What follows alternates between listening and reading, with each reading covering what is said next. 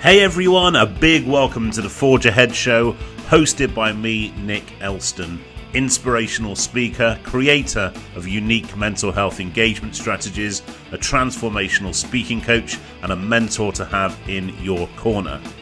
The Forge Ahead show brings you the storytellers, the influencers, the people who have gone from adversity to excitement, forging something better, something beautiful, something powerful.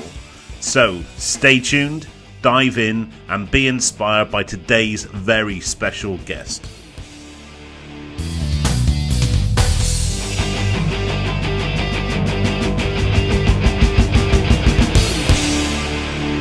Hey everyone, and a big welcome back to the Forge Ahead show. And I've got a guest for you today. This week is an amazing guest that really kind of add to the list of other amazing guests I thought. But this guy, I've kind of shared a journey with.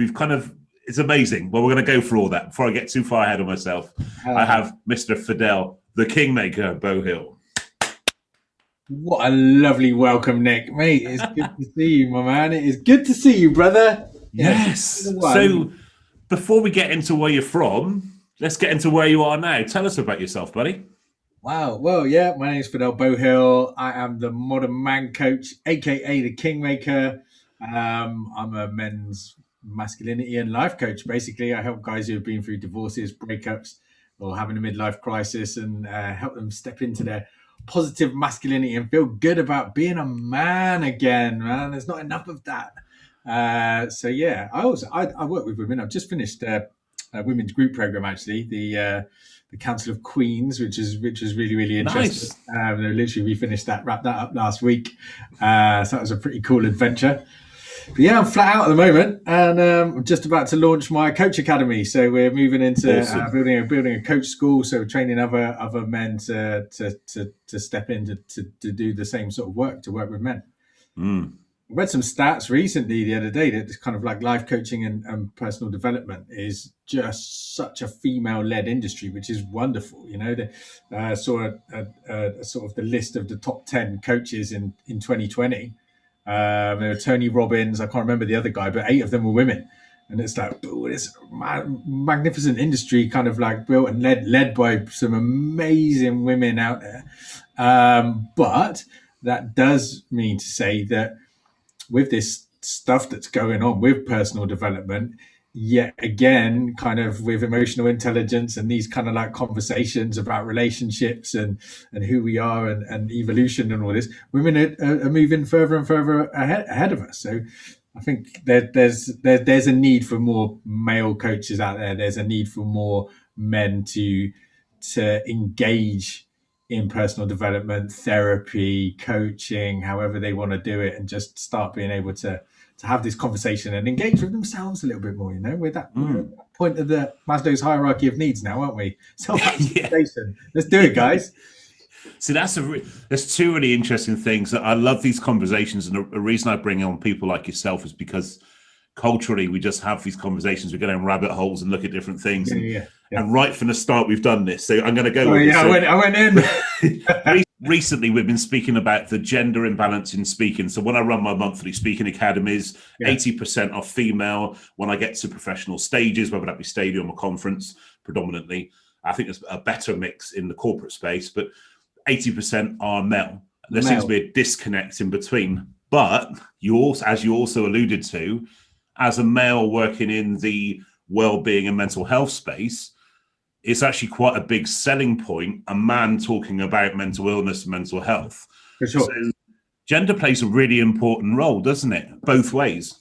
It does, and we can't keep avoiding the subject, you know. Admittedly, it's a difficult one, right? And those of us who step up and speak about it come under fire sometimes. But I think if we're doing it with the right intention, and it's not about like my tagline for everything I do, for my big vision about bringing men and women back together again, is separate but not divided.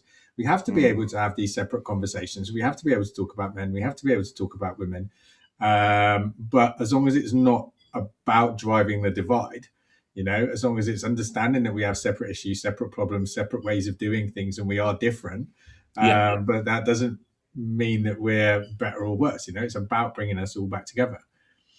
And it's interesting you say the speaking thing, because I went recently with Danny Wallace. I was up speaking at her event as one of her pro speakers on her Be Inspired program. Okay, yeah. That was an odd situation because we were in a kind of a studio, like on stage, so it was on camera. It was the first time I stepped on stage. The last time I'd spoken on a stage was in November 2019. I haven't been doing a lot online because I don't like it, like just speaking directly into my laptop. It's just weird. I've declined lots of stuff. So I was really excited about that. But I turned up and I was the only guy. There's 23 women, and me, which is like for 2 days, surrounded by all these amazing, powerful women. A lot of them in the personal development space and business space and stuff like that. So yeah, we went deep on that conversation. But you're right about the professional speakers. But now we've got, I think people like Brené Brown is, like, for me, one of the best professional speakers in the world right now. Like, she's absolutely nailing it in her podcast and the stuff that she's delivering and kind of talking about. So I think she's a magnificent inspiration for a lot of women, kind of leading the way. Because she's a very normal woman as well, she talks very relatable. Very relatable, isn't she?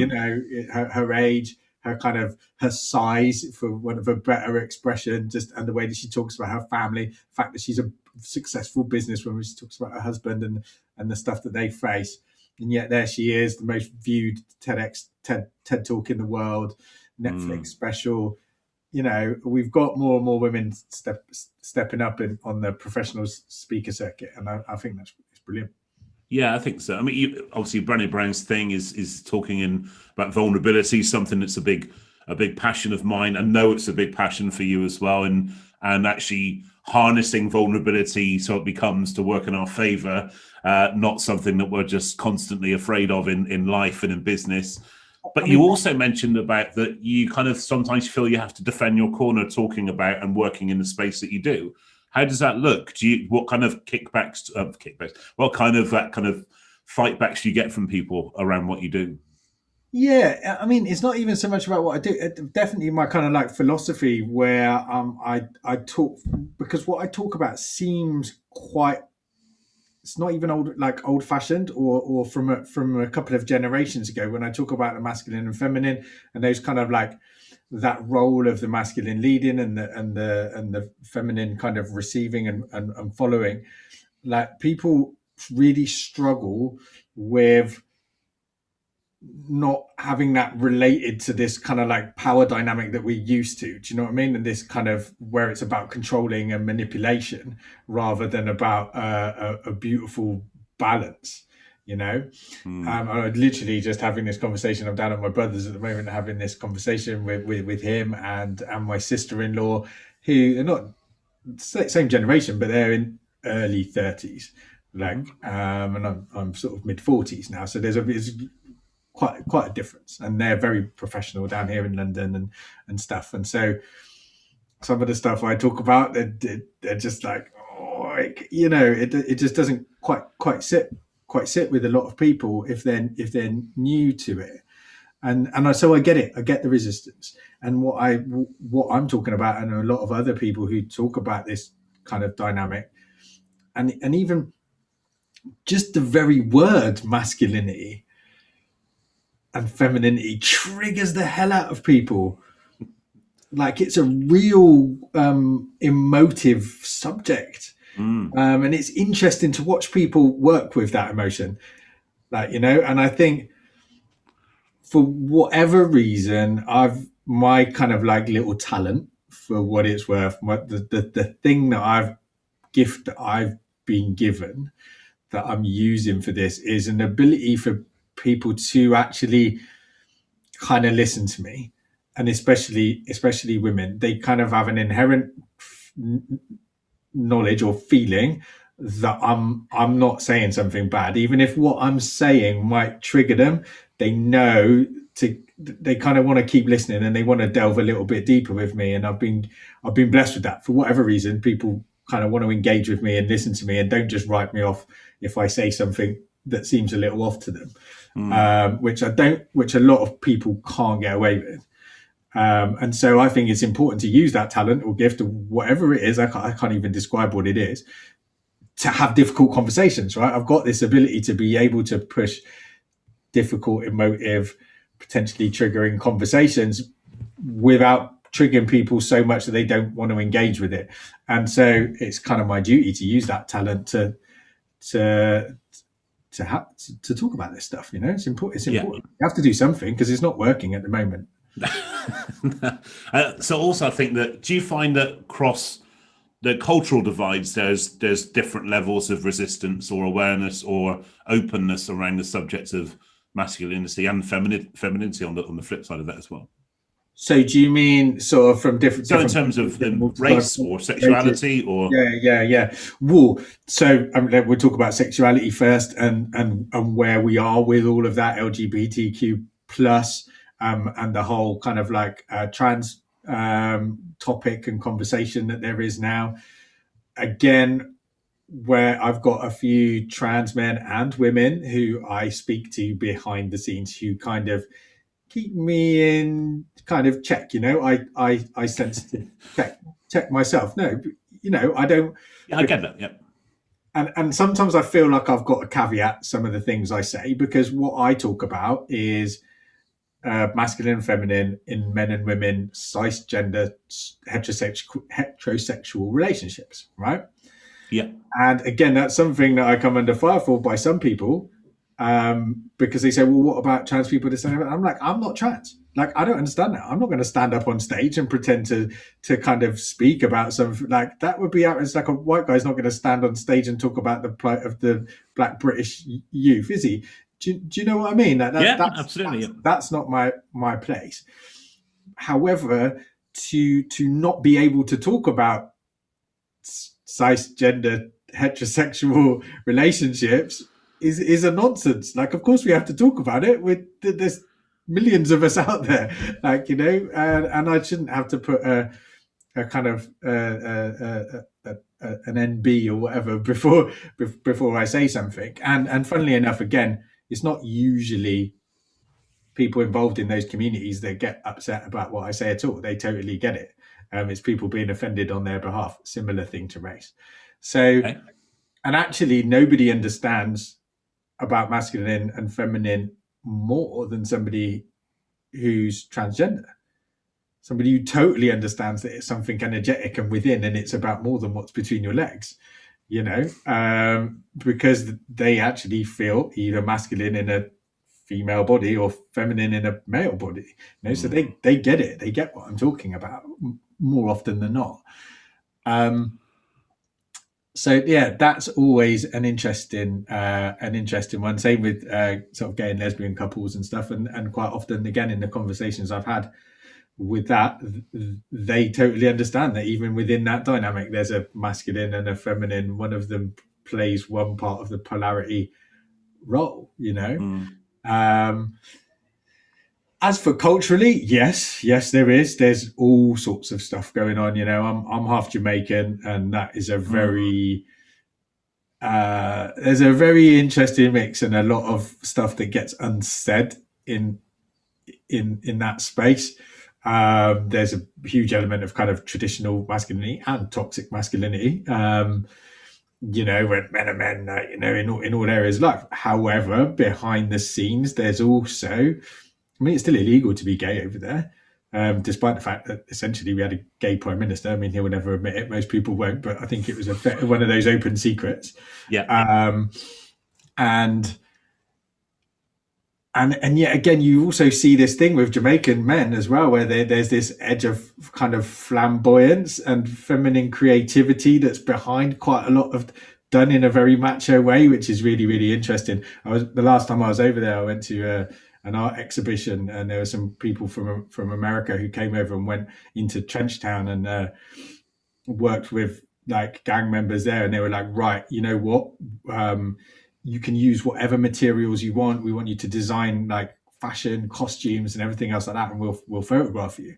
And basically, off they went, and they were pink and purple silk with feathers everywhere. Do you know what I mean? Like, these guys will shoot you, and yet, given their freedom and an unlimited budget to express themselves fully, they went really, really kind of camp, which was fascinating for me. And Yeah, I don't know. So yes, there is a difference. I think your insights are absolutely fascinating. I think it's really interesting because we know each other from before the people that know us for now, kind of thing. Yeah, People yeah, know yeah. us for different things now in a different space now. And firstly, thank you for sharing that. I said I think it's such an insightful kind of angle that you deliver and work in the space that you work in. But when we first knew each other, I was selling stationery and you were running a wheels company and you were called Fidel Bad News Beauhill. Bad news, First but of all, why the bad news? Because you also took that into the boxing ring as well, didn't you? I am. He's about to make a reappearance. I think apparently Really? Oh, wow. in Cool. the deal's being done behind the scenes. I might be making a little comeback. I don't know how, mate. I'm really I'm out of shape and overweight, man. After this last little lockdown, I'm carrying some timber, but I might be fighting again in July. Um, Nice. yeah, I spoke about this earlier on today. Yeah, I used to run a wheel writing company, and kind of one of the things I do quite well is kind of marketing and creating that personal brand stuff. And the bad news Beauhill was as a wheel writer talking about death, and I had my big sign saying "You're all gonna die." Yeah, Which is my remember that. infamous tagline that is still remembered across the country. Yeah, yeah, it's an interesting bit of work, and I learned so much from that. Mm. Literally, as you know, everything we do is everything. It comes into everything we do, right? Absolutely. And I think that the network, especially, having for networking in mind, we had Brad Burton on not long ago. We were talking about this actually, how for networking was kind of the testing ground for our budding kind of speaking kind of Oh, opportunities at without that doubt, point. without doubt. I mean, that was Mm. yeah. It was a real proving ground, and sort of just being able to kind of for those of us that used it, it was Yeah. it was a brilliant opportunity. I put the miles in up and down the country, Mm. networking, and I think now where everything's shifted online, and I do a lot of my stuff on Facebook, and people are like, "Oh, you've got 5,000 Facebook friends. I bet you don't know half." And I'm like, actually, do you know what? At least half of them I You have actually probably met do. in real life. I do Yeah. know them. They know me. And I think that's been a great part of the success of the transformation from being a will writer into a life coach, which I worried about at first because I was like, how are people ever gonna kind of accept this shift? And Mm. actually, when I did this shift, loads of people were like, yeah, well, of course. Like they knew who I was. They'd met me. They'd seen me speak, even when I'm talking about death and so forth. And they'd followed me, and I've always been fairly candid on my social media and given people an insight to my life. And I walk my talk. Mm. And so people knew, liked and trusted me, at that point already, which was brilliant. Yeah. And when did that start? That kind of change, that kind of evolution into what you do now. What sowed the seed of thinking that was where you wanted to go? Was it through personal experience? Was it through an ambition? How did that look in reality? How did that play out? Yeah, I mean, it was funny because, like I said, I used to call myself the deaf coach, and I was going around and a lot of it, especially as a speaker, I was bringing that into the motivational sort of speaking arena, was the stuff I'd learned from deaf, and obviously being around yourself and Brad and all of the other kind of people like that, I obviously had opportunities to go and be involved in that environment, despite what the business I was in actually was. But what really happened was behind the scenes, although I was very successful at bringing in a lot of business, I tried to grow that company too quickly and kind of borrowed some money, and we got into financial difficulties. And I didn't tell anybody about it. I didn't tell my colleagues, didn't tell nobody in 4N knew about it. Nobody in my BNI groups knew about it. My wife didn't know. My kids didn't know. None of my mates knew what difficulty I was in behind the scenes. Wow. And despite the fact that I was very physically fit, I was boxing competitively still, doing all my training. I ended up having a massive panic attack, which I thought was going to be I thought I was having a heart attack. I thought I was going to die, and ended up in hospital, where the doctor kindly told me that he had experienced the same thing, and it was kind of like a physical manifestation of the stress. And was there anything I was going through that I wanted to talk about? At which point I kind of burst into tears and kind of spilled my guts to the good doctor. After that, I then started to have hypnotherapy, because listen, the reason why I didn't tell anybody, and that's how I ended up here, the reason I didn't speak about it was because for me, that success and being a provider for my family, being a pillar of the community, being somebody at the top table in networks like 4N and BNI, I was a pillar of the community. I was part of I was seen as a successful businessman with all this shit together, great family life, big house, nice car. I had all this stuff going on, and that was for me really intrinsically linked to my sense of being a man, of what it is to be a man, a successful man, and the fact that it was crumbling away behind was intrinsically linked to that sense of masculinity. I didn't want to tell anyone, And so while I started having hypnotherapy to try and heal some of the wounds. That was the second business I'd got into trouble with. In Spain, I lost 18 million euros in about space of about 3 months, 12 weeks.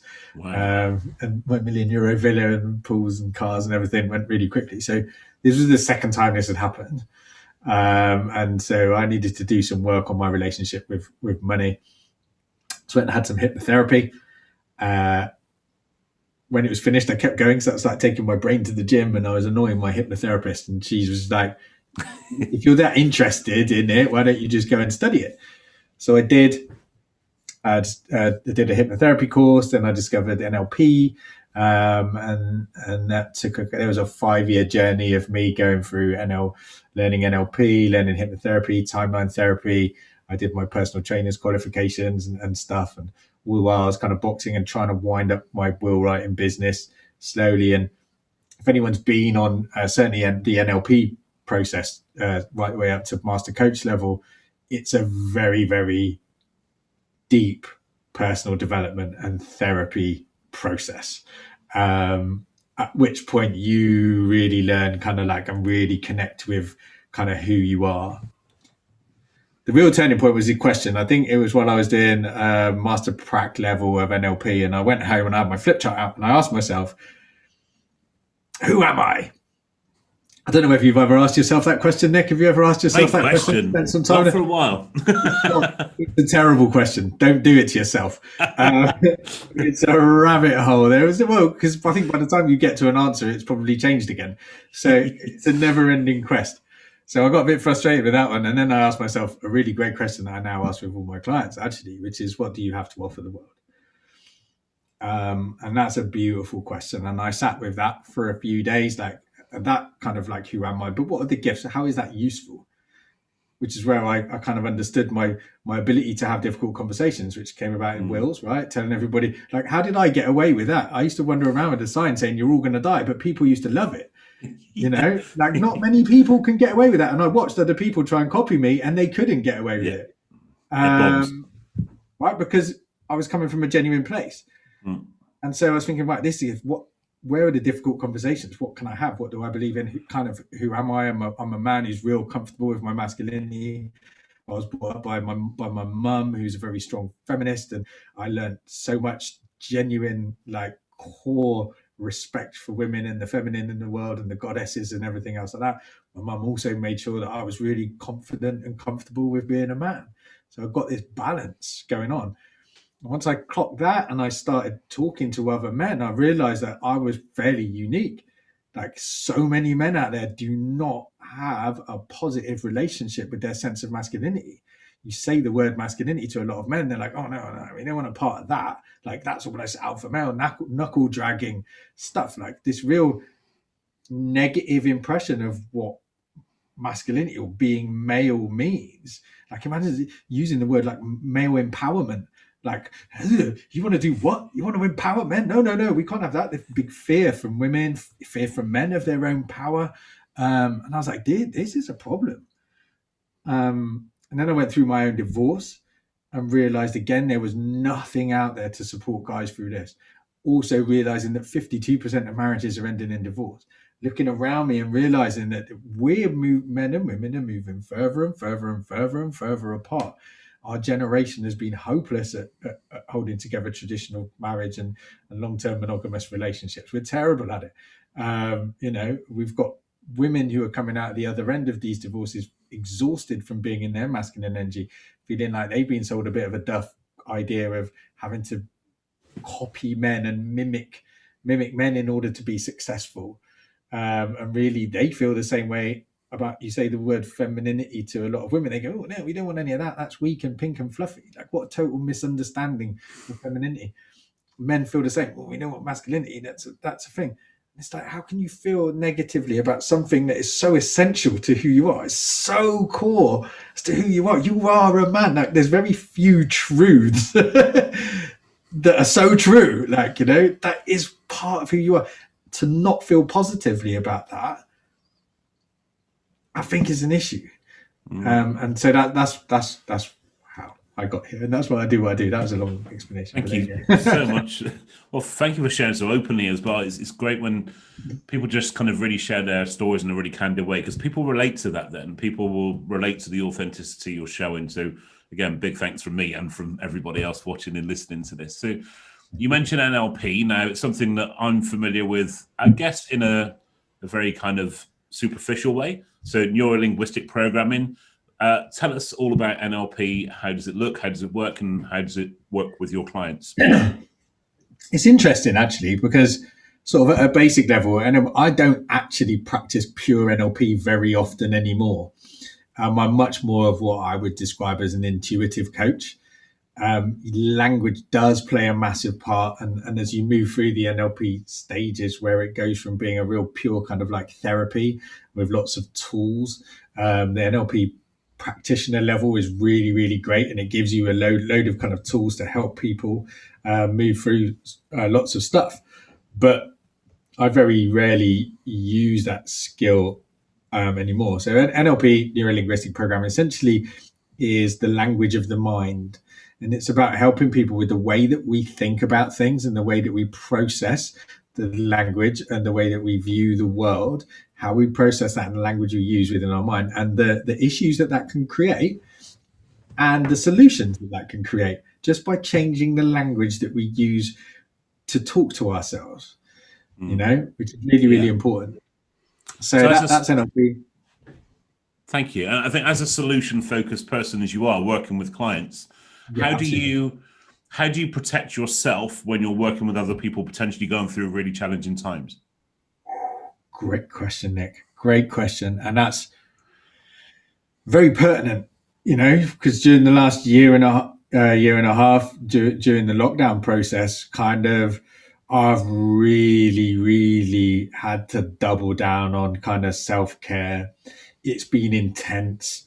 I'm an extrovert, so I recharge naturally by being out and about, networking, on stage, mixing with people, and I've lost that. So my natural energy state has been a lot lower than it would be normally.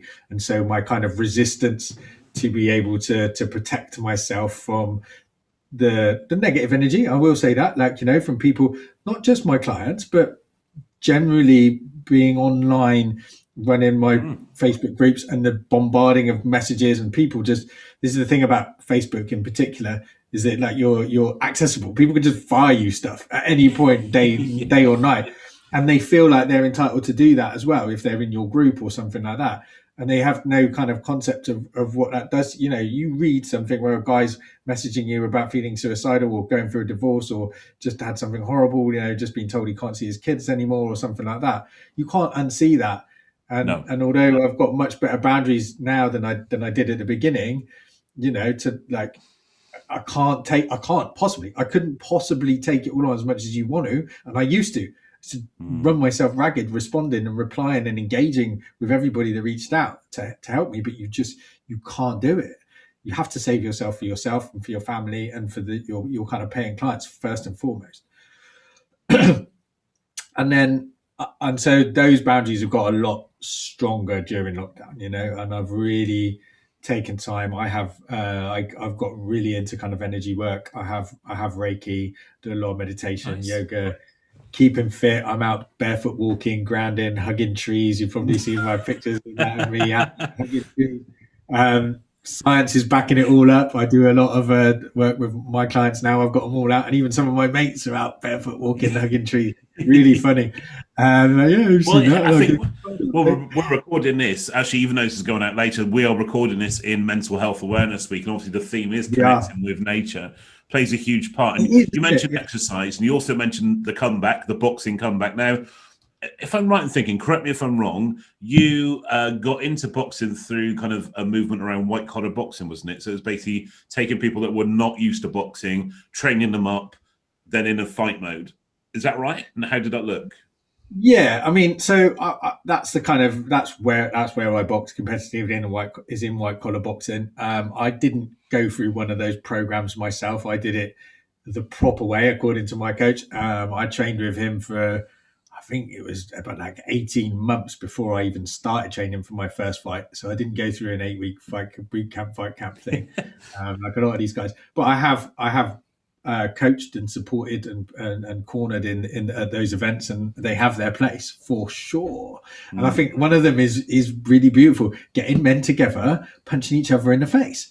Right, you know what? In a friendly way, like we love it. There's just something so primordial about that, like guys testing each other and shaking hands afterwards, and kind of this that camaraderie and that real male environment, which we don't often get to experience anymore, is a beautiful thing to behold. That kind of brotherhood where you're training together, pushing each other, all getting stronger together, learning a new skill together, and then like under the lights in front of everybody. Really, that is we talk about vulnerability. There is nothing more vulnerable than standing up opposite another man, like, you know, both with the intent of kind of punching each other in the face. Like, people talk about it being violence, but it's just violence is the, I get it, but when you've experienced it, it's not violence. It's skill, it's mastery, it's science. You know, it's something else that I guess it's difficult to appreciate unless you've kind of been through it. But it's a wonderful experience for men, and it's definitely knocked years and years off my life, and also just taught me loads of wisdom. Mm. I think there's also been is one of those kind of areas of life in which, even though it has been the preserve of kind of the kind of the masculine, very kind of alpha kind of, that you have people like Tyson Fury coming up and openly speaking about mental health, and so actually, it's for me that kind of pays testament to the fact that you can be that kind of modern man, you can be the man whilst still being But actually, I open and think going against everything that we got told, man up, stiff upper lip, all that kind of stuff. if you look historically, boxing through the ages has always presented people like this. Muhammad Ali talked about all of this in terms, like the warriors are always the wise guys. The nicest, most generous, most thoughtful people I know are also the hardest and physically strongest, because you learn vulnerability through strength, right?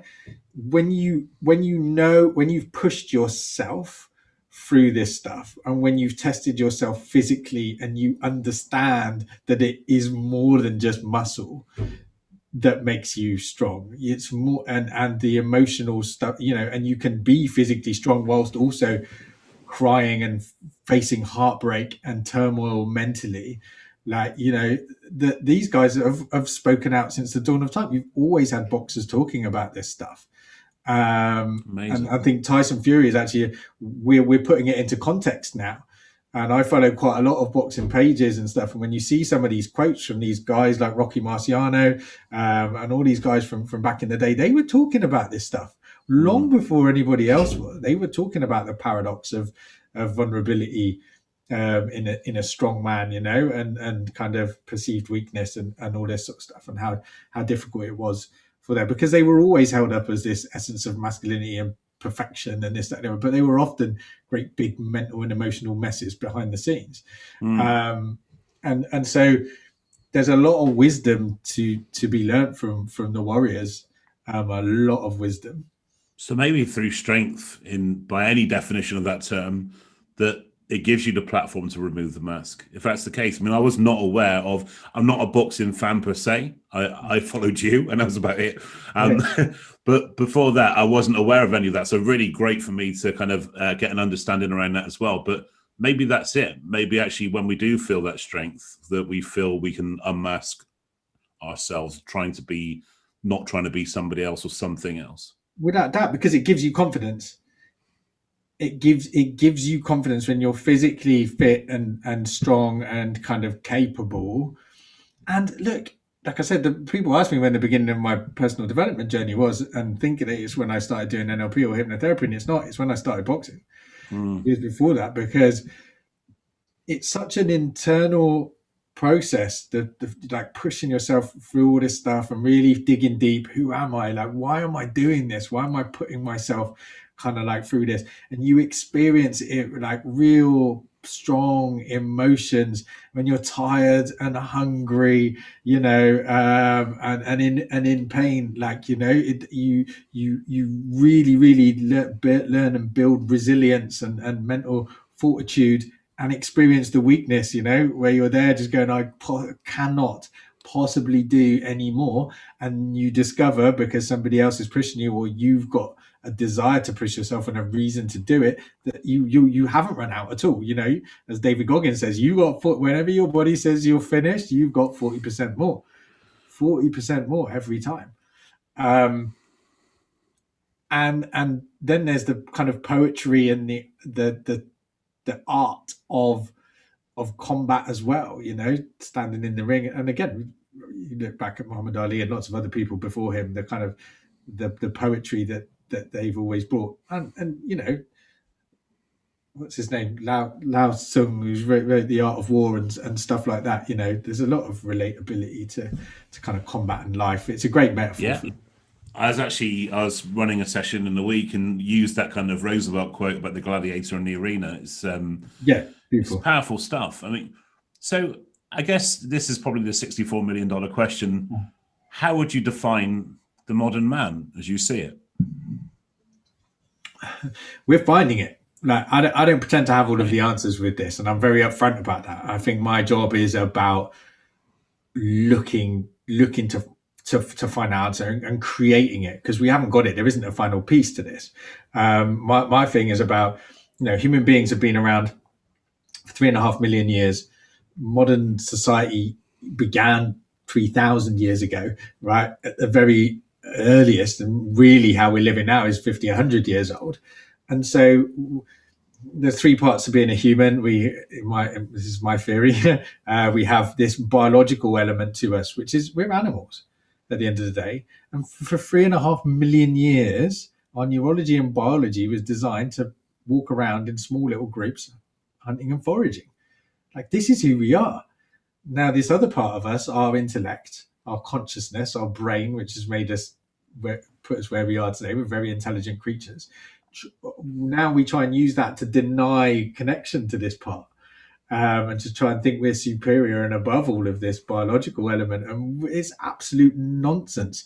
We have chemicals mushing around inside us, and emotion and the way that our thoughts and bodies are designed for padding around fields and making sure that we procreate and we stay alive.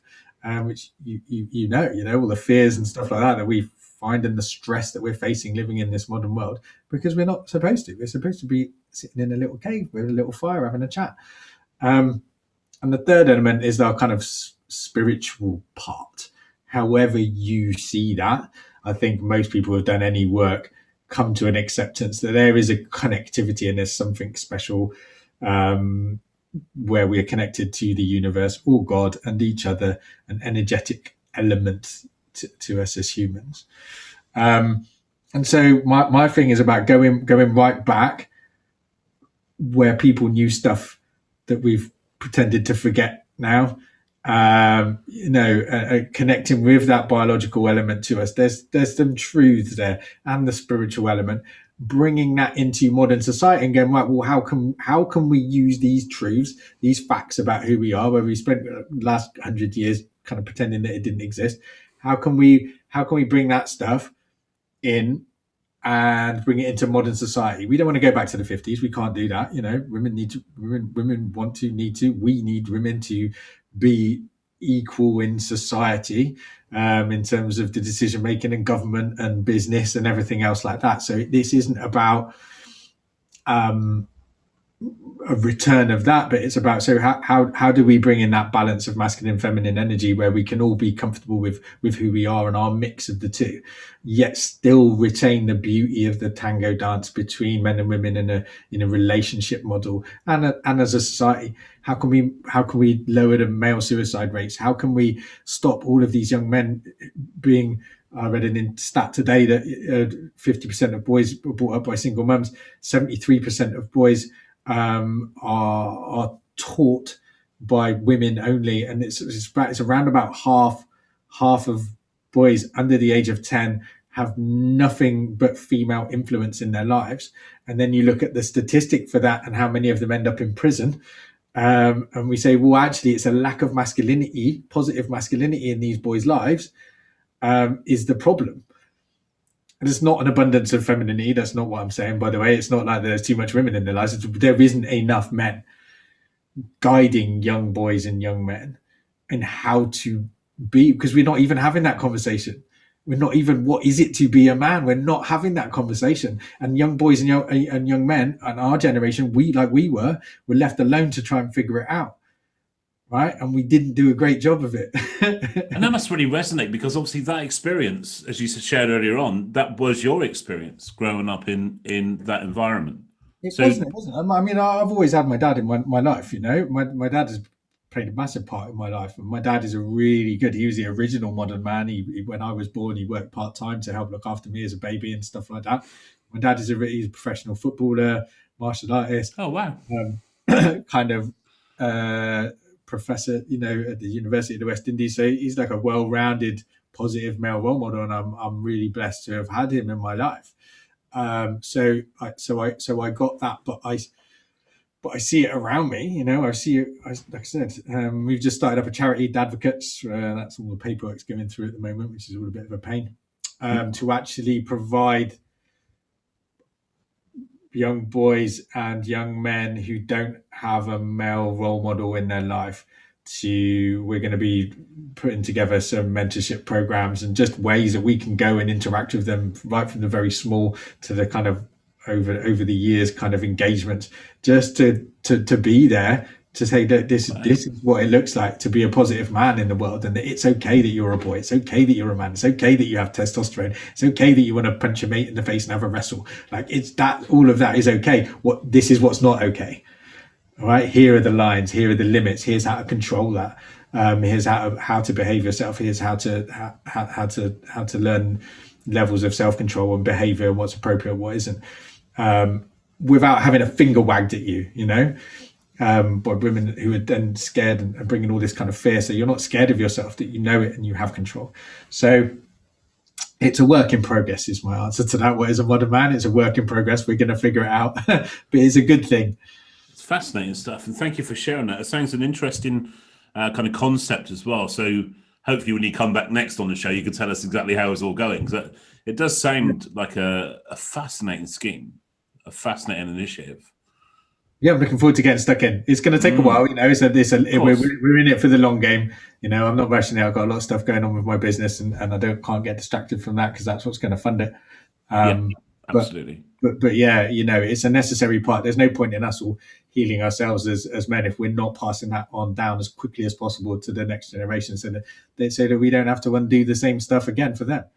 Yeah, absolutely. So the question that I ask everybody that comes on the show, I have just been made the MC of O2 Arena in London. 20,000 people have paid their hard-earned money to come and hear you do your thing. Mr. Fidel Beauhill, your walk-on music just kicks in as I introduce you.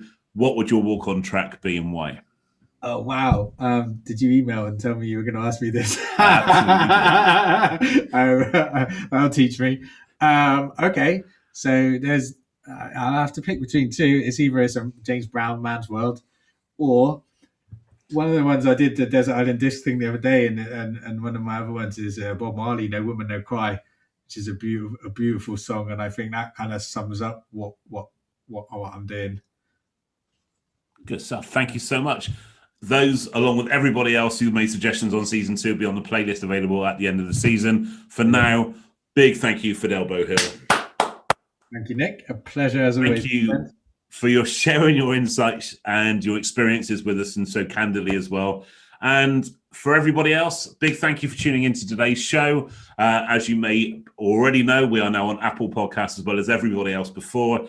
Stay tuned for the next show. We have some amazing guests lined up and coming your way very soon. So please do hit subscribe, and I'll see you soon. Stay happy, take care.